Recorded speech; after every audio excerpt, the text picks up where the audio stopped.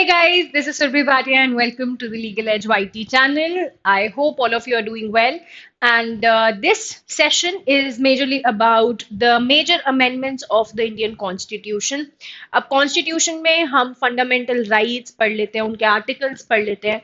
कुछ major amendments भी discuss कर लेते हैं 42nd amendment 44th amendment in सब का एक थोड़ा थोड़ा आइडिया हमें है पर फिर भी कई बार ऐसा होता है कि पेपर के कॉन्टेक्स्ट से कुछ और अमेंडमेंट्स रेलेवेंट हो जाती है या अक्सर हमारा एक कंसर्न रहता है कि अमेंडमेंट्स कितनी याद करें सारी 106 जब जो अब तक हुई है सब याद करनी है क्या ऐसा बिल्कुल भी नहीं है this session is basically focusing on the amendments and उनके थ्रू हमने कौन से प्रोविजंस इंट्रोड्यूस किए थे so we'll discuss very briefly few of the important amendments, right? The first amendment is the first amendment itself of 1951. 1949 में हमारा constitution बन के रेडी हुआ था ऑन 26 नवंबर एंड 26 जनवरी 1950 हमने इसे इम्प्लीमेंट किया था लागू किया था but in 1951 we came up with the first constitutional amendment. अब the first question that you guys have to reply is कि कॉन्स्टिट्यूशनल अमेंडमेंट के रिगार्ड से कौन सा इंपॉर्टेंट आर्टिकल है which Indian constitution article actually tells us that constitution can be amended. You have to tell me that article in the comment box. So first constitutional amendment से हमने तीन important चीजें add की थी अपने constitution में. सबसे पहला 9th शेड्यूल को इंट्रोड्यूस किया गया था. Till 1950 हमारे पास 8 ही शेड्यूल्स थे but in 1951 9th schedule was inserted and this 9th schedule was in context of जितने भी हमारे प्रोविजंस थे जमींदारी सिस्टम से रिलेटेड लैंड रिफॉर्म से रिलेटेड वो सब यहाँ 9th शेड्यूल में डाले गए थे. एट द सेम टाइम जिन लॉज में हमें ये था कि भाई जुडिशियल रिव्यू से वो प्रोटेक्टेड रहे. जुडिशियल रिव्यू मतलब द कोर्ट्स कैन चेक कि कहीं ये वॉयलेट तो नहीं कर रहा है एस्पेक्ट्स ऑफ द कॉन्स्टिट्यूशन. इन चीजों से वो प्रोटेक्टेड रहे. ये सारे प्रोविजंस हमने कहाँ पर डाल दिए थे 9th शेड्यूल में डाल दिए थे एंड क्योंकि यहाँ पर जमींदारी अबॉलिशमेंट से रिलेटेड बहुत सारे लॉज थे सो 9th शेड्यूल को हम अक्सर लैंड रिफॉर्म्स के कॉन्टेक्स्ट में भी जानते हैं. The second important insertion was Article 19 Clause 2. किससे रिलेटेड है Article 19 Clause 2? 19 तो हमारा रिलेटेड है राइट टू फ्रीडम से जिसमें हमारे पास 7 फ्रीडम्स थी इन 1951 बट आज कितनी फ्रीडम्स है 6 फ्रीडम्स है like freedom of speech and expression freedom to move freely throughout the country freedom to do any business trade profession यही हमारा आर्टिकल 19 है. पर हमारे आर्टिकल 19 में कुछ रिस्ट्रिक्शंस लगाई जा सकती है. तो जो आर्टिकल 19 क्लॉज 2 है वो उन्हीं रीजनेबल रिस्ट्रिक्शंस के रिगार्ड में है. नाउ दीज रीजनेबल रिस्ट्रिक्शंस को हमने थोड़ा सा 2-3 पॉइंट्स ऐड किए थे like public order like security of the nation. ये 2-3 पॉइंट्स ऐड हुए थे through the first amendment in article 19 clause 2. And last very important aspect was article 15 clause 4 add किया गया था. Article 15 clause 4 was majorly related to कि state के पास अब power है कि वो socially and educationally backward classes and SC/ST के लिए भी प्रोविजंस बना सकते हैं. सो बेसिकली 15 clause 4 जब इंसर्ट हुआ उसके बाद ही स्टेट एज इन हमारी गवर्नमेंट्स के पास एक राइट आया that they can start the concept of reservation. तो जो कॉन्सेप्ट ऑफ रिजर्वेशन है वो इनहेरेंट है इन दिस आर्टिकल 15 क्लॉज 4.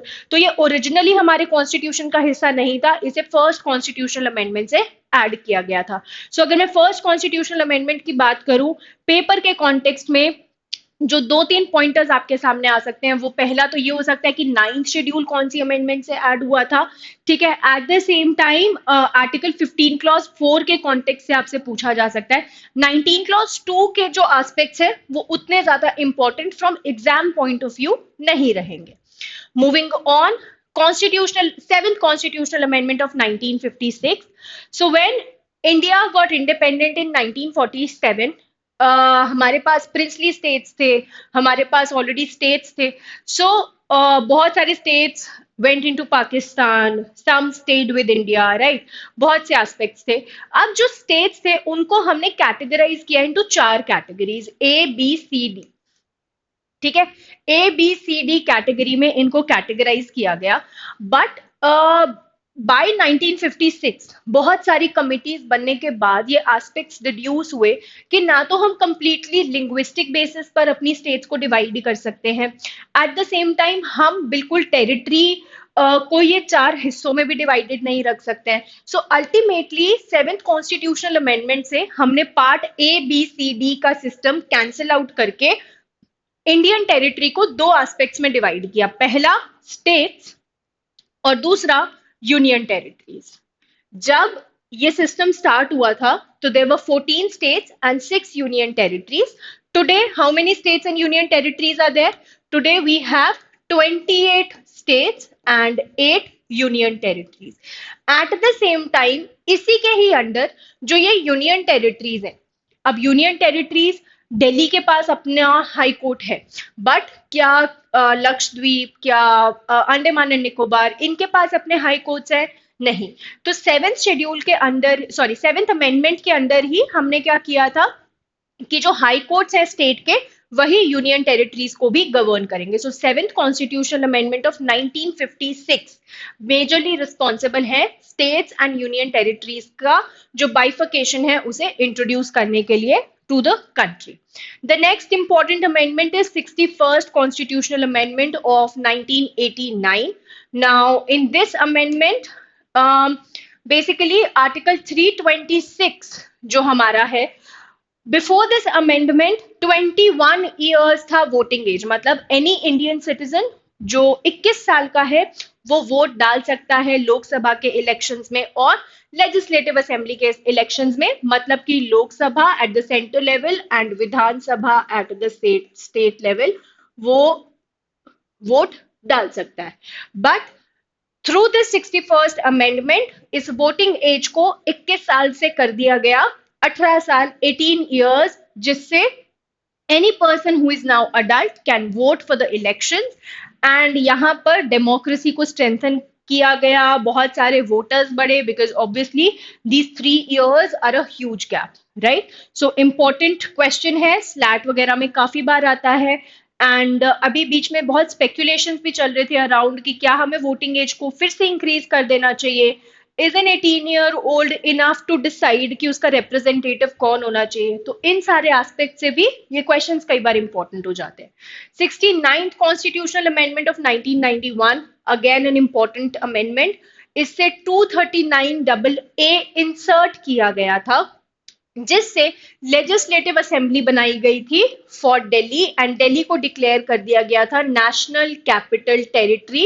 इसीलिए दिल्ली की जगह एनसीटी ऑफ दिल्ली आप देखेंगे, जब भी कोई भी दिल्ली का आप क्रिमिनल केस देखेंगे तो वहां भी जनरली क्या होता है, ABC versus state of Madhya Pradesh, XYZ versus state of Tamil Nadu, but Delhi के केस में it is ABC versus state of NCT of Delhi. तो वो हम एनसीटी ऑफ दिल्ली क्यों मानते हैं, दिल्ली को नेशनल कैपिटल टेरिटरी क्यों मानते हैं? That is because of this 69th constitutional amendment. And इसके थ्रू दिल्ली की विधानसभा क्रिएट की गई। इसी विधानसभा के इलेक्शंस हुए थे इस साल। And who is the current CM, उससे रिलेटेड अभी एक पैसेज भी किया था आप लोगों ने, सो कमेंट बॉक्स में बताओगे who is the current CM. The next important amendment is the 73rd Constitutional Amendment of 1992. पंचायती राज को एक कॉन्स्टिट्यूशनल स्टेटस दिया गया था। सो इन इंडिया जो हमारा पावर्स हैं, they are divided between the union, state and there is also a local government. So villages में Panchayati Raj already prevalent था। Rajasthan was the first state to have the Panchayati Raj, right? And that was back in 1972. But grassroot level पे पंचायत उतना ज़्यादा strengthen नहीं हो पा रहे थे, उतना ज़्यादा popular नहीं हो पा रहे थे, उतना ज़्यादा impact नहीं डाल पा रहे थे। तो इस वजह से 1992 में it was finally decided कि पंचायती राज को constitutional status दे दिया जाएगा। एंड इसके through part 9 and 11th schedule को इंट्रोड्यूस किया गया था. The important aspect related to this is one, which was the first state to have panchayat in India, that is Rajasthan.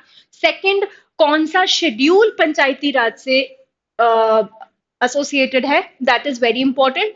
And obviously जो हमारा अमेंडमेंट नंबर है एंड ईयर है, ये तो इंपॉर्टेंट रहेगा ही. The next amendment is in this connection only. जहां पर हमने विलेजेस के एस्पेक्ट में पंचायती राज की बात की थी, वहीं पर सिटीज के एस्पेक्ट पे, अर्बन लेवल पे जो अर्बन बॉडीज हैं, जो म्यूनिसिपैलिटीज हैं, दे वर एब्सोल्युटली इंपॉर्टेंट. और इसलिए उनको भी कॉन्स्टिट्यूशनल स्टेटस प्रोवाइड किया with the very next constitutional amendment, 74th constitutional amendment.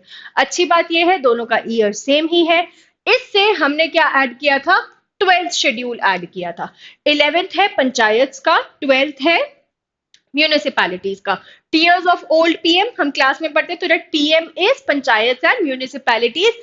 73rd and 74th constitutional amendment. Moving on, very important for this year, इसको हमने अपने सीएलके में भी डिस्कस किया था. 86th constitutional amendment of 2002. 2002 में 86 कॉन्स्टिट्यूशनल अमेंडमेंट आई थी. सो 2002 से पहले जो एजुकेशन था वो बस स्टेट के ऊपर एक डायरेक्शन थी कि आपको 6 to 14 ईयर्स तक के बच्चों को एजुकेशन प्रोवाइड करनी है. बट 2002 में राइट टू एजुकेशन को फंडामेंटल राइट बना दिया गया. मतलब एक तरफ से हमने सिटीजन्स का एक बहुत ही इंपॉर्टेंट बेसिक राइट बना दिया एजुकेशन को.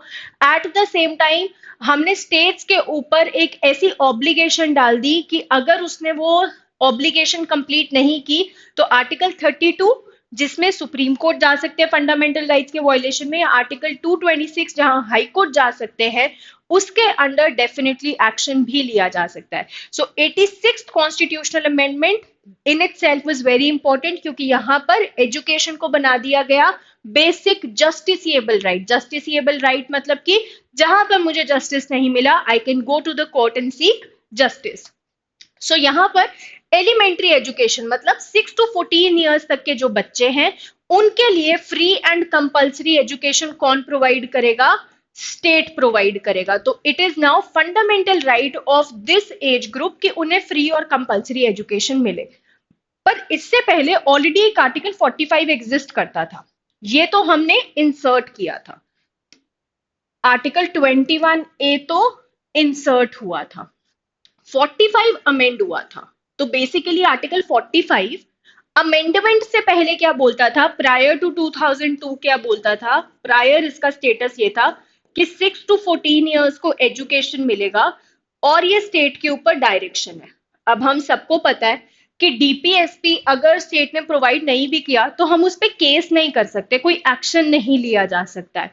तो ये तो बहुत ही कॉन्ट्राडिक्टरी हो गया. 21A बोल रहा है स्टेट पे केस कर सकते हैं 2002 के बाद, एंड 45 अगर सेम रहता तो ये बोलता कि केस नहीं कर सकते हैं.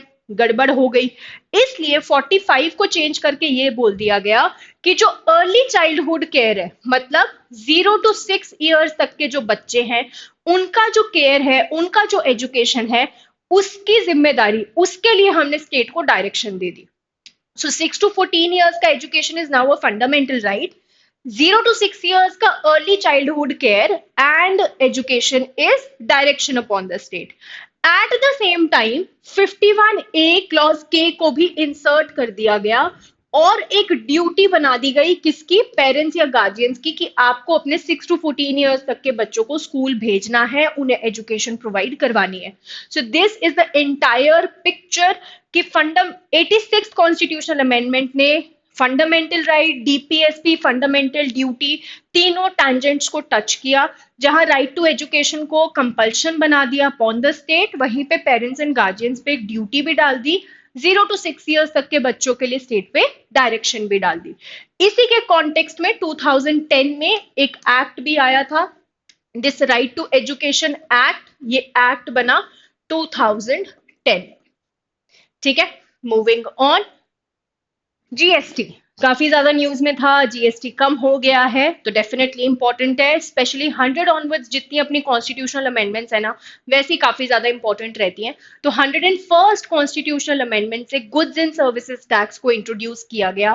पर्पस सिंपल सा था कि इससे पहले बहुत ही ज्यादा सेग्रीगेटेड टैक्स एस्पेक्ट्स थे, सर्विस टैक्स अलग लग रहा है, वैट अलग लग रहा है, स्टेट अलग टैक्स लगा रहा है, सेंटर अलग टैक्स लगा रहा है, जिसकी वजह से प्रोडक्ट्स भी costly, it is difficult for the consumer. तो वन नेशन वन टैक्स का concept is goods and services tax, जिसको लाया गया through the 101st constitutional amendment of 2016। GST ultimately जो लॉन्च हुआ था हमारी कंट्री में, दैट वाज फ्रॉम 1 जुलाई 2017। इसी के एस्पेक्ट से ये 3 आर्टिकल्स को इंट्रोड्यूस किया गया था। These articles are not at all important to be remembered. आपको मेजरली जो पता होना चाहिए वो ये होना चाहिए कि 101st कॉन्स्टिट्यूशनल अमेंडमेंट किससे रिलेटेड है, जीएसटी से रिलेटेड है। हाउएवर लेट्स स्टिल अंडरस्टैंड, कहीं बार कोई पैसेज में आ जाता है तो 246A, जिसके थ्रू पार्लियामेंट और स्टेट लेजिस्लेचर्स को पावर मिली कि आप लॉज बना सकते हैं जीएसटी पे। 269A, जिसमें inter state trade and commerce, मतलब अगर दो स्टेट्स के बीच में अगर कोई भी ट्रांजैक्शन हो रही है तो कौन इम्पोज करेगा टैक्सेस, उसके एस्पेक्ट में 279A, जीएसटी काउंसिल के एस्पेक्ट में कौन इसके मेंबर्स होंगे, कौन डिसाइड करेगा, all of those factors were discussed in 279A। तो ultimately the major point is कि हमारा जीएसटी आया through the 101st constitutional amendment. अब बहुत सारे स्टूडेंट्स ये सोच रहे होंगे कि मैम आपने इतनी इंपॉर्टेंट अमेंडमेंट्स तो छोड़ ही दी हैं, हमें 42nd भी देखने को नहीं मिली, 44th भी देखने को नहीं मिली। Do not worry, this is just part 1। Will bring part 2 for you, so please stay tune to the channel. And part 2 में अभी हमने क्या किया है, अभी हमने नंबर वाइज किया है। ये सारे अमेंडमेंट्स ऐसे थे जहां पर आपको टाइटल बेस्ड एक आइडिया होना चाहिए कि 61st वोटिंग एज से रिलेटेड है, 69th दिल्ली से रिलेटेड है, तो ये टाइटल बेस्ड थे। पर कई बार अब जैसे रिजर्वेशन है, रिजर्वेशन के कॉन्टेक्स्ट में 2-3 अमेंडमेंट्स हुए हैं, एंटी डिफेक्शन के कॉन्टेक्स्ट में 2 अमेंडमेंट्स हुए हैं। तो हम ट्राई करेंगे in the part 2 that we bring it to you topic wise, ताकि आपके लिए वो सारे क्या कहते हैं कॉन्सेप्ट्स एक साथ आ जाए। Alright, so I hope you like this session. At the same time ultimate rapid revision session चल ही रहा है, so please keep attending that so that आपका practice is all set for your CLAT 2026. Stay tuned to the channel. Bye bye guys, keep practicing and take care.